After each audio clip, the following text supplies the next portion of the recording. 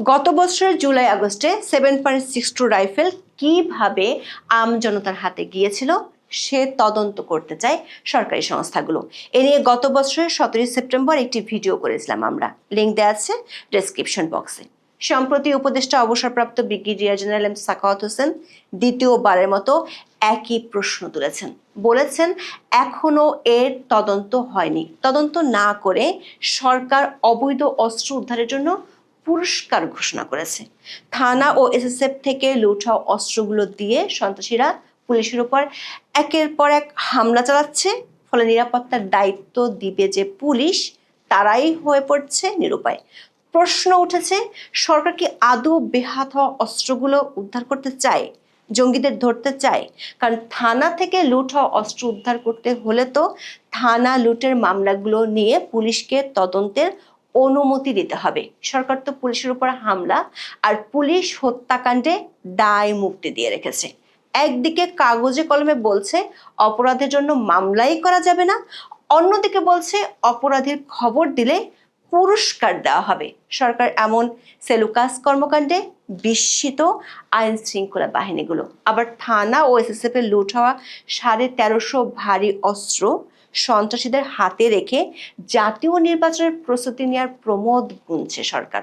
ফলে প্রশ্ন দেখা দিয়েছে, সরকার কাদের বাঁচাতে দেশের অভ্যন্তরীণ নিরাপত্তাকে এত সংকটের মধ্যে ফেলে রেখেছে। বিস্তারিত জানতে চলুন যাওয়া যাক বিশ্লেষণে।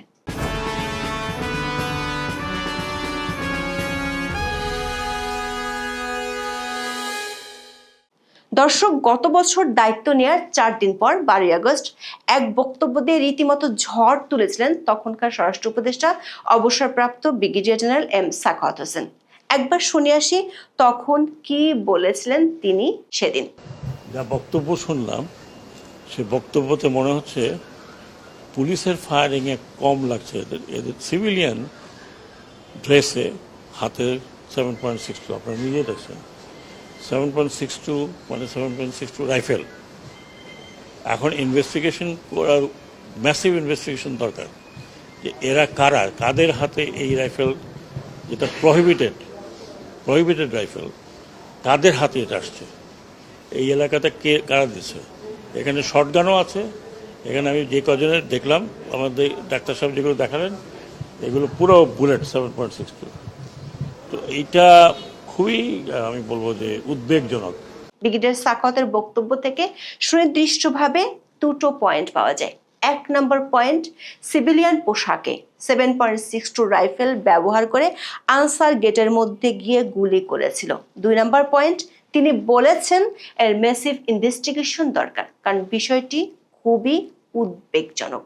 এর ব্যাখ্যাও তিনি দিয়েছেন। তিনি বলেছেন এ ধরনের অস্ত্র পুলিশ র্যাব ব্যবহার করে, এটি সিভিলিয়ানের হাতে যাওয়ার কথা নয়।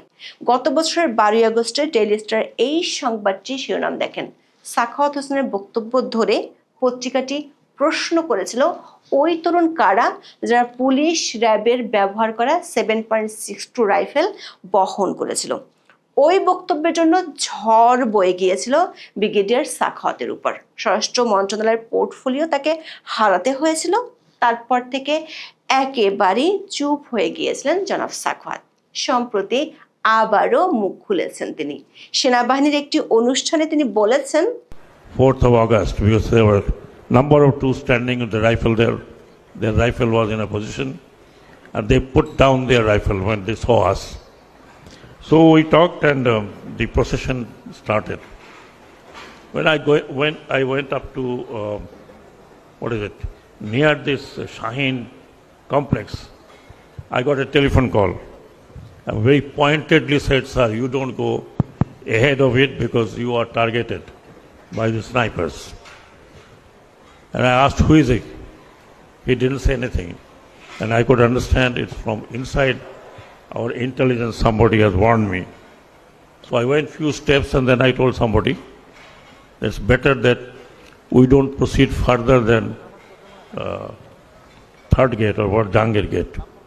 Because if not only me, there could have been many who would have been targeted. দর্শক, জনাব সাখাওয়াত গত বছরের 4 আগস্টের কথা স্মরণ করেছেন। ওই দিন অবসরপ্রাপ্ত সেনা সদস্যরা মিছিল করার প্রস্তুতি নিচ্ছিলেন। এমন সময় তিনি গোয়েন্দাদের ফোন পান, যেখানে তাকে সাবধান করা হয়েছিল তিনি যেন সেনা সীমানার বাইরে না যান, কারণ তিনি সহ অনেকে ছিলেন স্নাইপারের টার্গেটে। এরপর ব্রিগেডিয়ার সাখাওয়াত আবার তুলে ধরেন 5ই আগস্ট কিভাবে স্নাইপার ব্যবহার হয়েছিল। 5th of August, maximum snipers killed the leaders of the student leaders. They were all shot here. What it seemed, they were totally professional snipers, could not have been only the Bangladeshi police. অর্থাৎ 5ই August বেশিরভাগ ছাত্র আন্দোলনকারীদের হত্যার জন্য ব্যবহৃত হয়েছিল sniper rifle. একেবারে কপালের মাঝ বরাবর গুলি করা হয়েছিল যারা ছিল সম্পূর্ণরূপে পেশাদার স্নাইপার ব্যবহারকারী। গত বছরের 12ই আগস্টের কথা আবারও স্মরণ করিয়ে দিয়ে সেই প্রশ্নই তিনি তুলেছেন, কিভাবে সাধারণ পাবলিকের হাতে 7.62 রাইফেলের মতো মারণাস্ত্র সেদিন ছিল। This is what I said in my first instances, that how the rifle, prohibited rifle, went into the hand of the civilian. Many people didn't like it.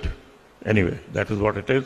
We are yet to have an inquiry on this particular issue. দর্শক, এরপর brigadier Sakhawat যেটি বলেছেন সেটি আরো ভয়ঙ্কর।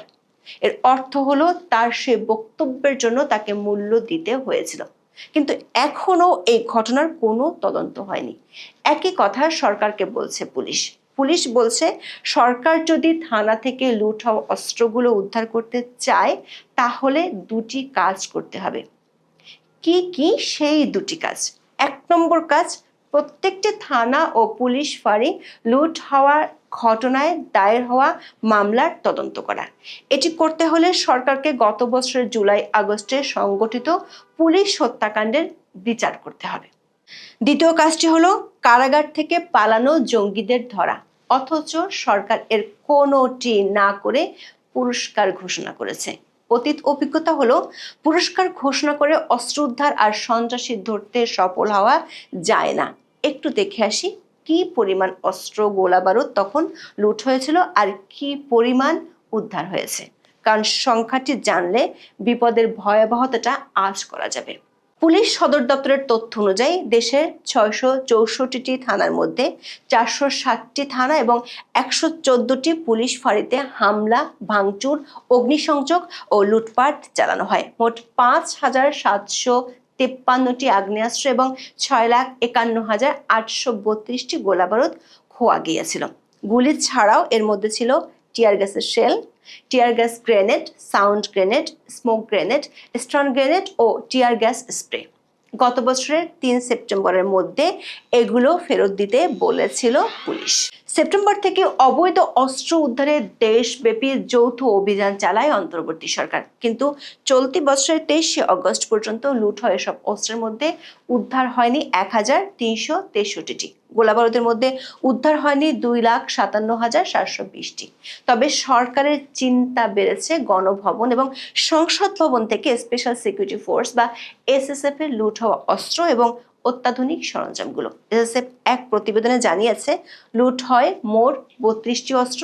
সব মিলিয়ে সেদিন গণভবন ও সংসদ ভবন থেকে এসএসএফ এর লুট হওয়া এবং নষ্ট করা সম্পদের মূল্য ছিল 5,28,00,000 টাকা। গণভবনের এসএসএফ এর অপারেশন কক্ষে বিভিন্ন ধরনের টেকটিক্যাল গিয়ার বা অস্ত্র, গোলা বারুদ, সাজ সরঞ্জাম, বেতার যোগাযোগ ও অপারেশনাল সরঞ্জামাদি স্থায়ীভাবে স্থাপন করা 2টি ভল্টে মজুদ ছিল। সব মিলিয়ে পুলিশ ও এসএসএফ এর লুট হওয়া অস্ত্রের মধ্যে এখনো 32% উদ্ধার করা যায়নি। 1 বছর পর এসে সরকারের ঘুম ভেঙেছে। লুট হওয়া অস্ত্র উদ্ধারের জন্য সরকার পুরস্কার ঘোষণা করেছে। 25শে আগস্ট স্বরাষ্ট্র উপদেষ্টা এমন তথ্য জানিয়েছেন, 500 থেকে 5 লাখ টাকা পর্যন্ত পুরস্কার দিবে সরকার। এর মধ্যে লাইট মেশিন গান বা এলএমজির জন্য সর্বোচ্চ 5 লাখ টাকা আর সর্বনিম্ন প্রতি পিস গুলির জন্য 500 টাকা করে পুরস্কার দেওয়া হবে।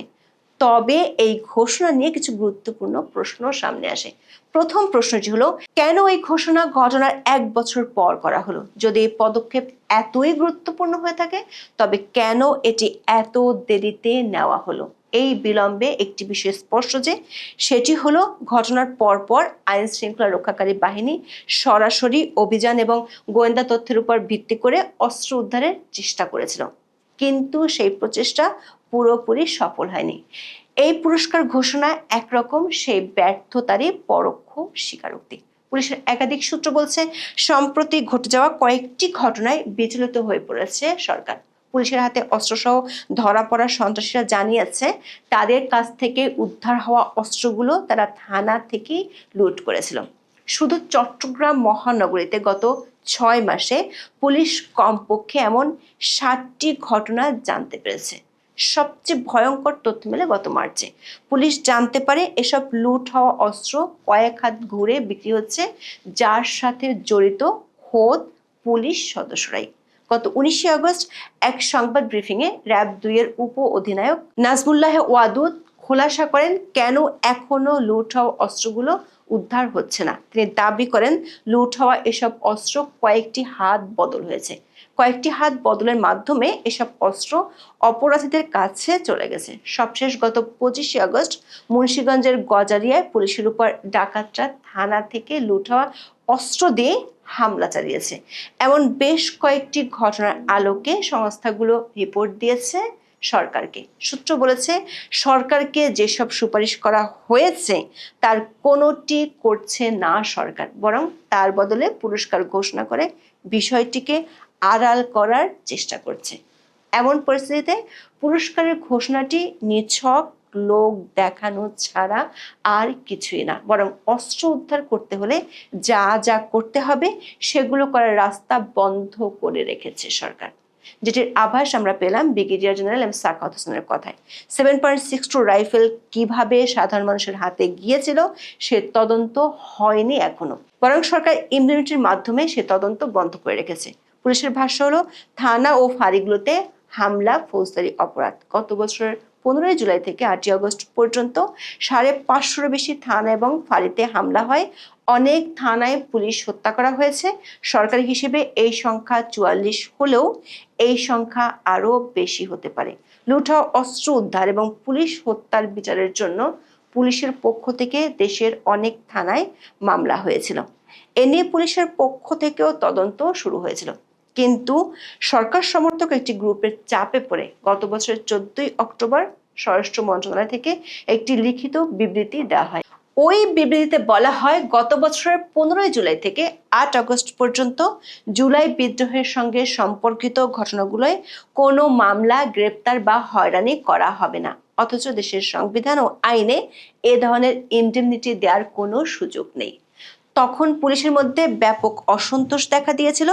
বিষয়টি নিয়ে আপত্তি জানিয়েছিলেন তখনকার আইজিপি মইনুল ইসলাম এবং JMP commissioner Mainul Hossain. 5 August Sheikh Hasina সরকারের পতনের পর তাদের নিয়োগ দিয়েছিল সরকার, কিন্তু পুলিশ হত্যাকাণ্ডের জন্য মামলা ও সেসব ঘটনার বিচার করা যাবে না এমন বিবৃতিতে হতাশ হয়ে পড়ে পুলিশ বাহিনী। সরকার দ্রুত আইজিপি ও ডিএমপি কমিশনারকে সরিয়ে দেয় ওই সময়। অথচ আইনগত দিক থেকে থানায় হামলা ও অস্ত্র লুটের ঘটনা বিচার করতে গেলে প্রাসঙ্গিকভাবে পুলিশ হত্যার বিচারও করতে হবে। এছাড়া অস্ত্র উদ্ধার অভিযান ত্বরান্বিত হবে না। লুণ্ঠিত অস্ত্র উদ্ধারের জন্য সংস্থাগুলোর পক্ষ থেকে দ্বিতীয় যে সুপারিশটি করা হয়েছে সেটি হলো গত বছরের জুলাই আগস্টে জেল থেকে পালিয়ে যাওয়া জঙ্গি ও চিহ্নিত আসামিদের গ্রেপ্তার করা। ওই সময় দেশের 17টি কারাগারে হামলা, বিদ্রোহ ও অগ্নিসংযোগের ঘটনা ঘটে। 2247 জন বন্দী পালিয়ে যায়। এর মধ্যে ফাঁসির দণ্ডপ্রাপ্ত 9 জন সহ 70 জন জঙ্গি ছিল। পুলিশের এক রিপোর্টে বলা হয়েছে, নিরাপত্তার জন্য বড় ধরনের হুমকি এসব জঙ্গি ও চিহ্নিত সন্ত্রাসীদের পালিয়ে থাকা। কিন্তু সরকার উদাসীনতা সবচেয়ে বেশি জঙ্গিদের গ্রেপ্তারে। একটু পরিসংখ্যান দিয়ে দেখি সরকারের কেমন উদাসীনতা চলছে। গত বছরের 17 September IG prison brigadier general Syed Mohammad Motaher Hossain সংবাদ সম্মেলনে জানিয়েছিলেন, জুলাই আগস্টে 8টি কারাগার থেকে অস্ত্র লুট হয়েছিল 94টি। এর মধ্যে 65টি উদ্ধার করা হয়েছে, মানে 29টি এখনো বাইরে আছে। পলাতক বন্দীদের মধ্যে জঙ্গি ছিল 79 জন, যাদের মধ্যে সাজাপ্রাপ্ত জঙ্গি ছিল 9 জন। আবার চলতি বছরের 25শে জানুয়ারি স্বরাষ্ট্র উপদেষ্টা জাহাঙ্গীর আলম চৌধুরী সাংবাদিকদের বলেছিলেন, জেল পলাতক 700 আসামিকে এখনো ধরা যায়নি। সেপ্টেম্বরে যে তথ্য আমাদের হাতে এসেছিল কিংবা জানুয়ারিতে উপদেষ্টা যে তথ্য দিয়েছিলেন তা থেকে কতটুকু অগ্রগতি হয়েছে। আইজি প্রিজন 26শে আগস্ট সংবাদ সম্মেলন করেছেন, সেখানে বলেছেন এখনো সেই জঙ্গিরা পলাতক 700 আসামি, 29টি অস্ত্রের একটিও কারাগারে ফেরত আসেনি। এর অর্থ হলো গত জানুয়ারি থেকে এই পর্যন্ত একজনকেও ধরতে পারেনি সরকার। উল্টো বিবিসি বাংলার খবরে বলা হয়েছে, গত 1 বছরে জঙ্গিবাদের অভিযোগ থাকা এমন কমপক্ষে 300 জনকে জামিন দিয়েছে সরকার। এমনকি মার্কিন সরকারও জঙ্গিদের ধরতে সরকারকে কয়েক দফা চাপ দিয়েছে। বাংলা আউটলুকের এক খবরে বলা হয়েছে, ঢাকার মার্কিন দূতাবাসে কোনো বিশেষ ধর্ম পালনকারী কর্মীকে বা বাংলাদেশি কর্মীকে অপহরণ করে হত্যা এবং দূতাবাসে হামলার পরিকল্পনার গোয়েন্দা তথ্য পাওয়ার পর ডক্টর মোহাম্মদ ইউনূসের নেতৃত্বাধীন বাংলাদেশের অন্তর্বর্তীকালীন সরকার নড়ে চড়ে বসেছে। আর এর পরপরই গ্রেপ্তার হন শামীম মাহফুজ। এই শামীম মাহফুজ জামাতুল আনসার ফিল হিন্দাল সারাকিয়ার সাথে জড়িত, অথচ সারাকিয়ারি প্রধান জামিনে মুক্ত হওয়ার পর সরকারের উপদেষ্টাদের সাথে কয়েক দফা বৈঠক করেছে। সরকারি একটি সংস্থার রিপোর্টে বলা হয়েছে, কারাগারে হামলা ছিল পরিকল্পিত। জঙ্গি ও চিহ্নিত সন্ত্রাসীরা তখন শুধু জেলের অস্ত্র লুট করেনি, জেলখানা থেকে বেরিয়ে তাদের কেউ কেউ থানা লুটেও অংশ নিয়েছিল। এমন তথ্য সংস্থাগুলোর কাছে আছে। তাহলে পুলিশ সেসব জঙ্গিদের কেন ধরছে না? কারণ জামিন পাওয়া অনেক জঙ্গি এখন সরকারের মিত্র। তাদেরকে গ্রেপ্তার তো দূরের কথা, নজরদারিতে রাখতেও সরকারের অনীহা। এখন দেখার বিষয়, সরকারের এমন অনীহা দেশের নিরাপত্তার জন্য কতটা ভয়াবহ হুমকি ডেকে আনে। এখন এ পর্যন্ত। সবাই ভালো থাকুন, সুস্থ থাকুন, নিরাপদে থাকুন। দেখা হবে আগামী পর্বে।